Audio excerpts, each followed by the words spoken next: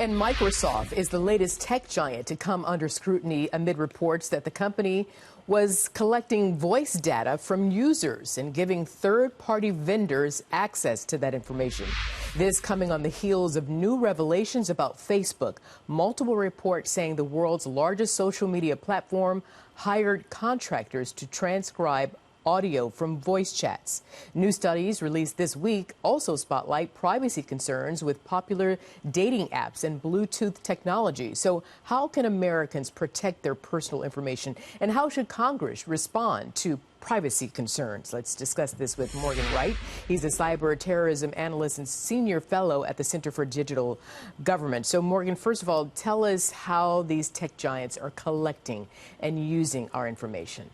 You know, Arthel, with our own permission, I mean, it is a self-inflicted wound. People got to realize when it's free, you are the product being sold. So all of your conversations, all of your data are being harvested by what they call FANG, Facebook, Amazon, Apple, Netflix, and Google. And this stuff is being translated into dollars. And Microsoft is not the only company doing this. And it seems to be fashionable. Hey, well, we're transcribing, or we're taking your data too, listening in on your conversations and transcribing it.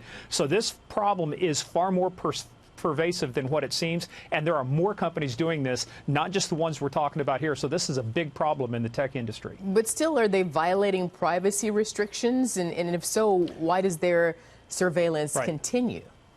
You know, that's the real question right there. Do they violate privacy restrictions? On the other hand, I'd say it shouldn't take a computer science degree and a law degree to figure out what these guys are doing with my information.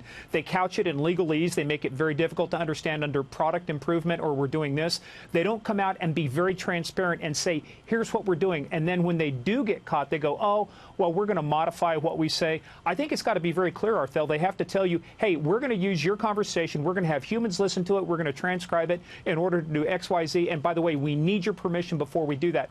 When they start doing that, then there's really no defense from our side if we allow them to do it. But right now, it's all it's smoke and mirrors. But is that where Congress comes into play? Yes. I mean, can they say, listen, create some laws that say you have to make it very plain, very clear, just as clear as it is that you can swipe left or right?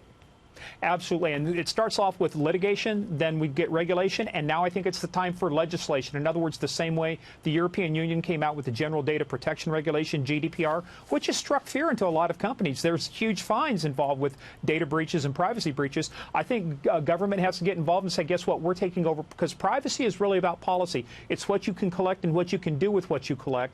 And so we should be very prescriptive about what you can do, and you have to make it clear, Arthel. It can't be, like I said, hidden in a bunch of legalese. It has to be very clear to say we do A, B, and C with X, Y, and Z. It's got to be so clear a third grader could understand it. Right now, it's a Harvard grad that needs to interpret this. So, but is there any way to protect your private information moving forward, or is it just too late? The tech giants already have the information. Well, a lot of them have information, so there's a couple things you can do. One is to realize is that there's no such thing as private unless you do encrypt, and it's end-to-end, like WhatsApp does that, Signal does that.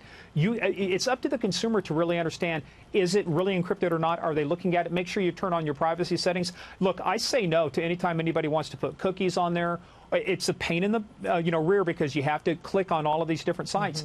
But you've got to start taking some affirmative action to quit letting people harvest all your data.